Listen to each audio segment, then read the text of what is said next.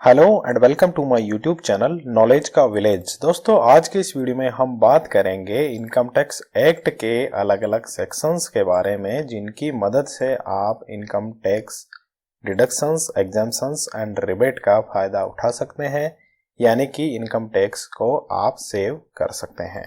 तो चलिए सबसे पहले स्टार्ट करते हैं और बात करते हैं इनकम टैक्स एक्ट के सेक्शन 10, 13A के बारे में। इस सेक्शन के अंतर्गत हाउस रेंट अलाउंस पे इनकम टैक्स डिडक्शंस के प्रावधान है और इस छूट को लेने के लिए एचआरए को कैलकुलेट किया जाता है इन तीन वैल्यूज के आधार पे। पहली वैल्यू होती है actual HRA received from your employer, दूसरी वैल्यू होती है 50% ऑफ और 40% ऑफ योर सैलरी। अगर आप मेट्रो सिटीज में रहते हैं तो ये वैल्यू 50% होती है और नॉन मेट्रो सिटीज में रहते हैं तो 40% होती है। और तीसरी वैल्यू होती है actual rent paid reduced by 10% of your salary. इन तीनों वैल्यूज में से सबसे कम जो वैल्यू होती है उस वैल्यू पे आप सेक्शन 10, 13A के अंतर्गत हाउस रेंट पे डिडक्शन को क्लेम कर सकते हैं। यहाँ पे ध्यान देने वाली बात यह है कि सैलरी से यहाँ मतलब बेसिक सैलरी और आपको मिलने वाले डीए से है। इनकम टैक्स के सेक्शन 10, 14 के रूल 2BB के अंतर्गत चिल्ड्रन एजुकेशन अलाउंस पर मैक्सिमम 100 रुपए पर मंथ मैक्सिमम 2 चिल्ड्रन के लिए टैक्स में छूट के प्रावधान है। ऐसे स्टूडेंट्स जो हॉस्टल में रहते हैं उनको हॉस्टल सब्सिडी मिलती है या अलाउंस मिलते हैं, उनके लिए 300 रुपए पर मंथ मैक्सिमम 2 चिल्ड्रन के लिए टैक्स में छूट के प्रावधान है। ऐसे एम्प्लॉइज जो ब्लाइंड है या मूक बधिर है या फिर ऑर्थोपेडिकली हैंडीकैप्ड है, उनको मिलने वाले ट्रांसपोर्ट अलाउंस पर मैक्सिमम 3200 रुपए पर मंथ की इनकम टैक्स में छूट के सेक्शन 10, 14 के अंतर्गत प्रावधान है। इनकम टैक्स के सेक्शन 16 के अंतर्गत स्टैंडर्ड डिडक्शन के प्रावधान है। सब सेक्शन 1A के अंतर्गत मैक्सिमम 50,000 रुपए के स्टैंडर्ड डिडक्शन को क्लेम किया जा सकता है, यानी कि नेट टैक्सेबल इनकम आप 50,000 रुपए कम कर सकते हैं। इनकम टैक्स के सेक्शन 16 के सब सेक्शन 2 के अंतर्गत ऐसे कर्मचारी जिनको एंटरटेनमेंट अलाउंस मिलते हैं, उनकी सैलरी के 1/5 या फिर 5,000 रुपए पर मंथ, इनमें से जो भी कम हो उस वैल्यू पर टैक्स में छूट के प्रावधान है। सब सेक्शन 16 थर्ड के अंतर्गत प्रोफेशनल टैक्स पर एक्चुअल जो टैक्स आपने पे किया है उस पर टैक्स में छूट के प्रावधान सेक्शन 16 के अंतर्गत है।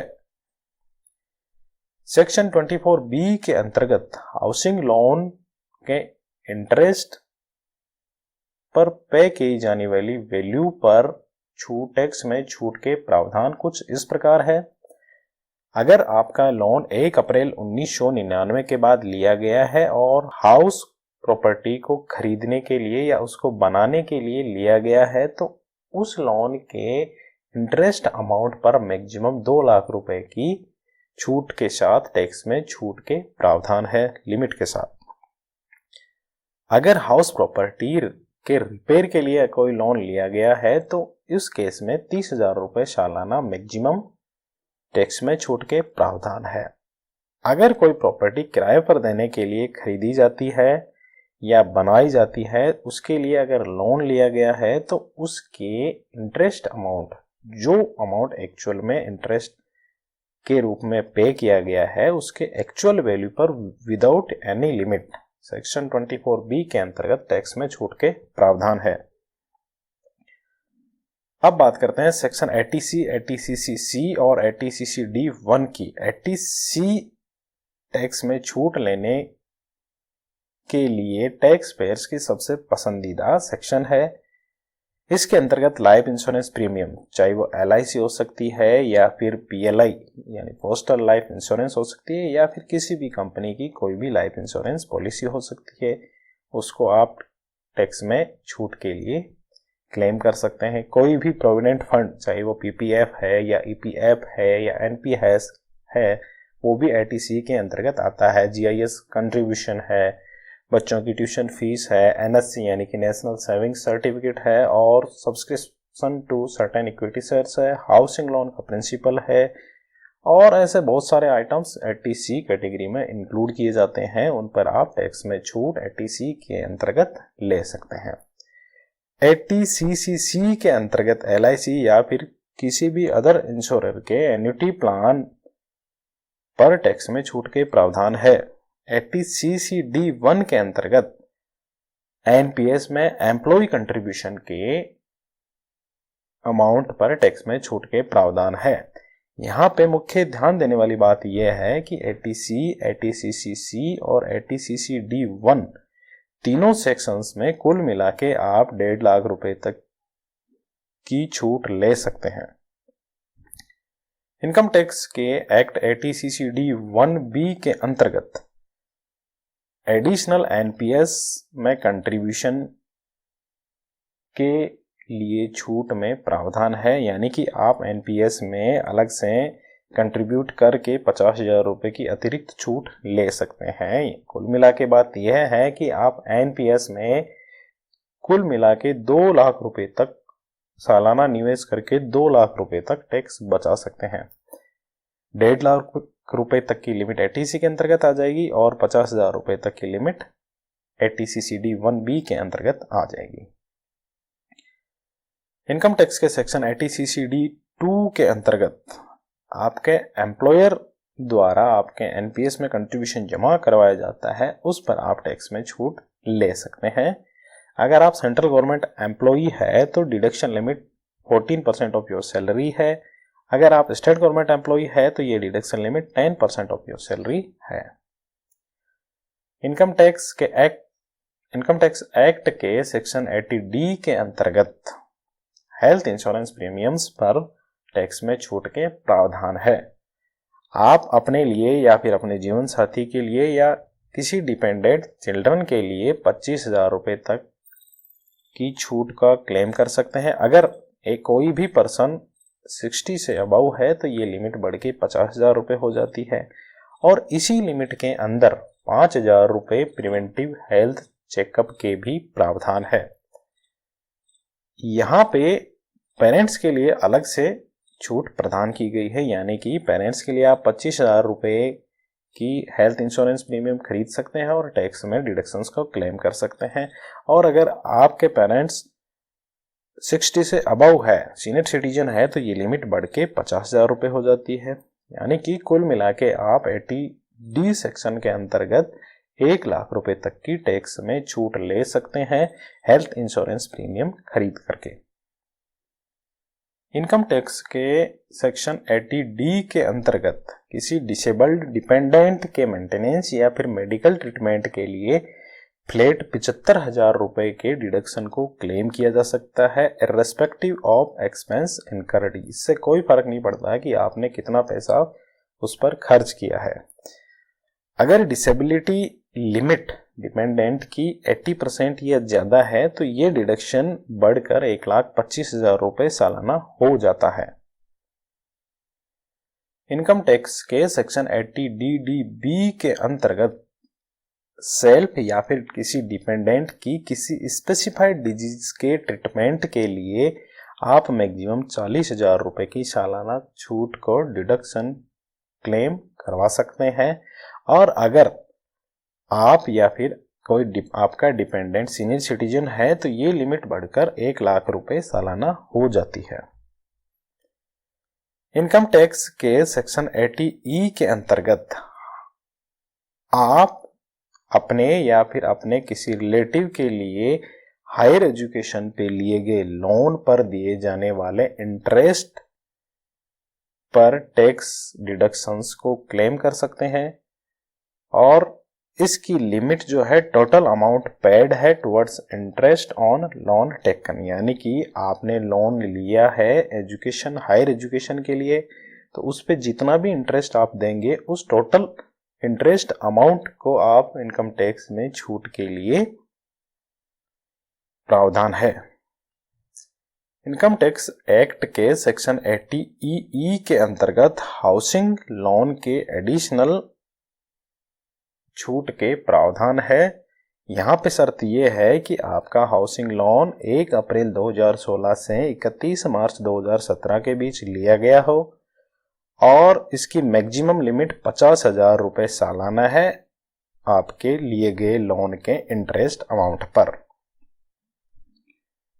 इनकम टैक्स एक्ट के सेक्शन 80 के अंतर्गत एक अन्य एडिशनल छूट प्रदान की जाती है हाउसिंग लोन पर लिए गए लोन के इंटरेस्ट अमाउंट पर, और यहाँ पे शर्त ये है कि आपका लोन 1 अप्रैल 2019 से 31 मार्च 2022 के बीच लिया गया हो और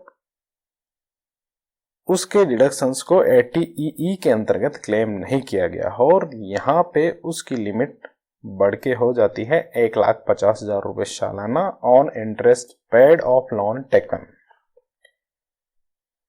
सेक्शन 80 बी के अंतर्गत इलेक्ट्रिक व्हीकल खरीदने के लिए गए लोन पर दिए जाने वाले इंटरेस्ट में छूट के प्रावधान है और ये लिमिट 1.5 लाख रुपए सालाना है।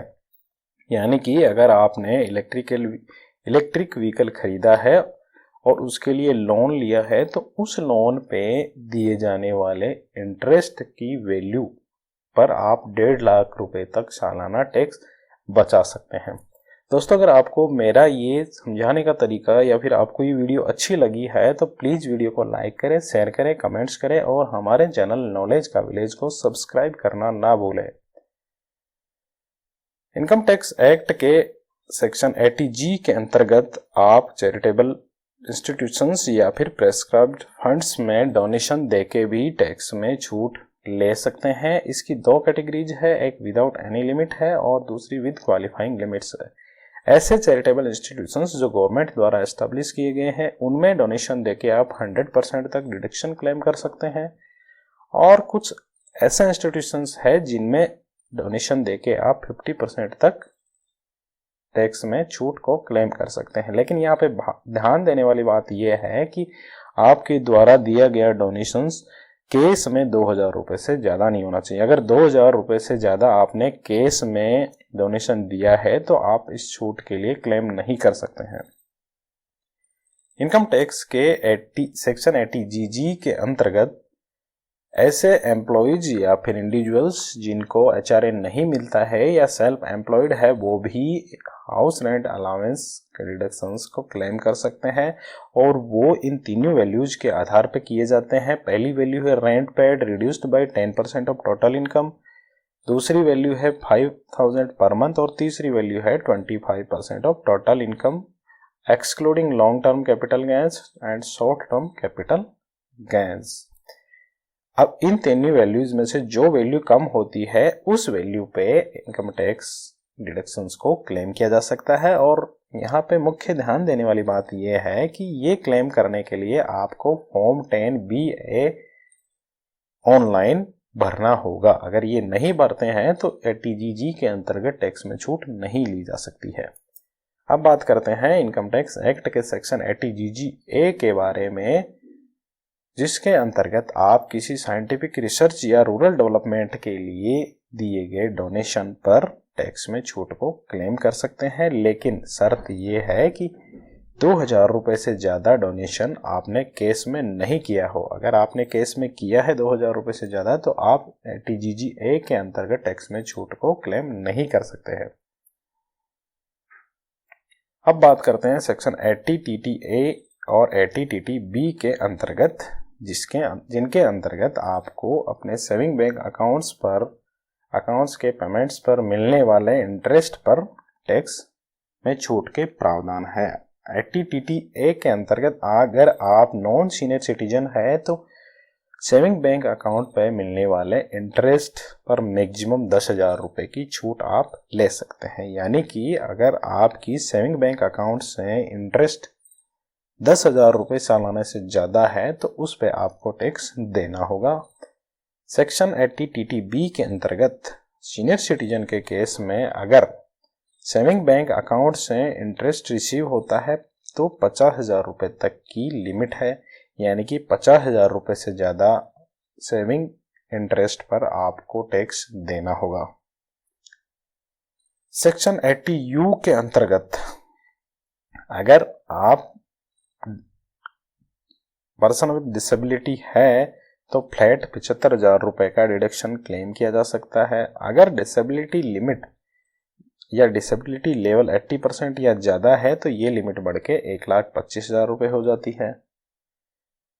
इनकम टैक्स के सेक्शन 87A के अंतर्गत टैक्स में रिबेट प्रदान की गई है वो कुछ इस प्रकार है। अगर आपकी टोटल टैक्सेबल इनकम 5 लाख रुपए से कम है तो आप 100% इनकम टैक्स या फिर 12,500 रुपये इनमें से जो भी कम है वो टैक्स में छूट ले सकते हैं या फिर उसकी टैक्स में रिबेट दी जाती है। यानी कि अगर आपके 5 लाख रुपए तक की नेट टैक्सेबल इनकम है तो आपका टैक्स 0 लगेगा। इनकम टैक्स के सेक्शन 89 के अंतर्गत एक रिलीफ प्रदान किया गया है वो कुछ इस प्रकार है कि अगर आपको करंट ईयर में किसी पिछले ईयर का कोई एरियर मिला है तो उस एरियर को रेस्पेक्टिव ईयर की इनकम में एडजस्ट करके टैक्स में छूट ली जा सकती है। लेकिन यहाँ ध्यान देने वाली बात है कि उसके लिए आपको ITR भरने से पहले फॉर्म 10E को ऑनलाइन भरना होगा। अगर आप ऑनलाइन 10E फॉर्म को नहीं भरते हैं तो सेक्शन 89 के अंतर्गत मिलने वाले टैक्स रिलीफ को क्लेम नहीं कर सकते हैं। ज़्यादा जानकारी के लिए दोस्तों आप इनकम टैक्स की ऑफिशियल वेबसाइट incometaxindia.gov.in या फिर eportal.incometax.gov.in पर लॉगिन कर सकते हैं। उम्मीद है दोस्तों आपको ये वीडियो अच्छा लगा है। अगर अच्छा लगा है तो लाइक करें, शेयर करें, कमेंट्स करें और हमारे चैनल नॉलेज का विलेज को सब्सक्राइब करना ना भूलें। Thank you.